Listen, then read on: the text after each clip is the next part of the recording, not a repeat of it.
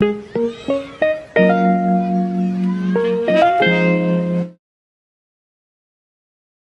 today I'm going to be doing a part 3, I think, to the free AE inspired transitions on alight motion. Now I know it's been a week since I've posted and I'm very sorry that it's took that long, but these videos have been very popular, so I'm just gonna give you guys what you want because you keep asking for them. Okay, so the first thing we're gonna do is a regular mirror slide transition. So what you're gonna want to do for your first photo is go ahead and hit add effect, go to distortion and warp, scroll all the way down and find tiles, and then mirror your photo, and then hit the back arrow, move and transform, and then go to the zoom in panel, hit this infinity button right here, add one keyframe at the beginning and one keyframe at the end, and then just slide it the way I am, so it looks like this. And then go ahead, hit this little graph right here. You have to make sure in between the keyframes, hit this graph, and then just pull this down and this way. So it looks like this right now.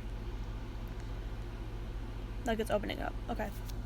So on your second photo, go ahead and duplicate it, which you do by hitting this little button right here and hit duplicate. And on your first picture, go to effects, add effects, scroll all the way down to the last category which says other, and then go ahead and hit copy background, and then go on to matte masking key, find wipe, and then go to end, and then set it to 50.0. Okay, and then go on to distortion and warp, find the mirror effect right here, so it looks like that. And on your bottom photo, go ahead and go to distortion and warp, and then just add tiles and mirror your photo again. Now go ahead, add two keyframes, one at the beginning and one at the end. And then slide your pictures apart. Slide them so they're opening the way that mine is, so they're sliding apart. Hit the graph, go in between the keyframes, hit this one, push it up, move your keyframes to the beginning and the end of your photo. You can add motion blur. It'll just make my alight motion right now much more laggy than it already is. So yeah, and yeah, that's how you do the mirror slide. Also, I know it says double swirl, but we're gonna get to that later. I'm gonna show you how to do that new transition where it's like a swirl on the edge of the photo. So go ahead into distortion and warp, find swirl, and move it so it fits up in the top left corner. This transition might have been around before, but I've been seeing a lot of it lately, so I'm gonna make the radius a little bit less than it was before. You want to be able to see it though. Okay. So make sure you have your center at -342 for X and +304 for Y, and the radius at 23. Now go ahead, set your strength to 0, add two keyframes, one at the beginning and one at the end, and on the second one, move the strength to 150 or something. Go ahead, copy my graph, and then move your keyframes to the beginning and the end so it looks like this. I think I'm going to make the radius a little bit more, only because I really want you to be able to see it. Make it 43. And I'm going to copy that effect just so I don't have to redo the whole thing. I'm just going to get rid of the keyframe so it doesn't show that. But I'm going to add two more keyframes, one at the beginning and one at the end. And on the first keyframe, I'm going to do -150 because I did +150 on the other one. So yeah. And then copy my graph. And then move your keyframes. Oh, I moved the whole picture. Oh my gosh. Also, sorry if I'm going too fast. I'm kind of hyper. I'm getting a weird adrenaline rush, and it's literally almost 1 in the morning, so I don't really know what's happening. But yeah. So yeah, that's how you do the edge swirl transition. Oh, we love when alight glitches. I guess okay, wait. Okay, so it looks like that. I'm just going to show you it like that because that's the only way it's going to work.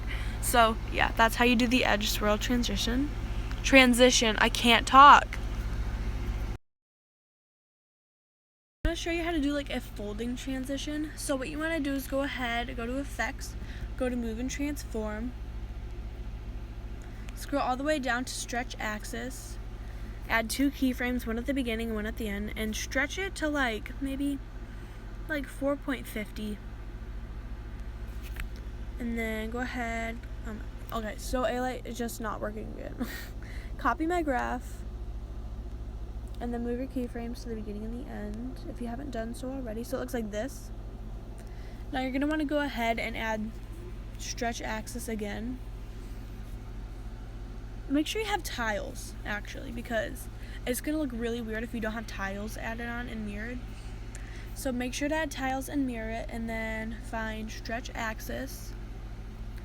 Add one keyframe at the beginning and one at the end, and then the one at the beginning, move it to like 27, and then copy my graph. So it looks like it's folding, if that makes sense. Yeah. Okay, well that didn't work, but I'll show you like what it's supposed to look like. So like that. It's like folding open. Also, I'm sorry if I sound like in a bitchy mood or whatever. Alight keeps crashing and I'm trying to film and it's just very annoying. So yeah, but that's how you do like the fold transition. So yeah. Also, we love Charlie D'Amelio. So the next transition I'm going to show you how to do is going to be a flip transition. So go ahead and go into 3D and find flip layer. Go ahead and hit that.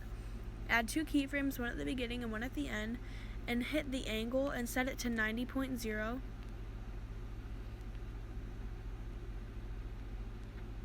it looks like that. And then go ahead and copy my graph and move your keyframes to the beginning and the end. Now you could just leave it like that if you wanted, or you could change like the way it's positioned. You could do like 45 degrees so it has like a side flip. I forgot to erase the effects from the last one. We're gonna have to get rid of that. Okay. So it's like a side flip, which I think is what we're gonna do. So go ahead and do all that, but make your axis 45 degrees at the end. You can copy that effect and get rid of the keyframes on the next picture. So go ahead and hit paste effect. And then just get rid of the other keyframe that you did.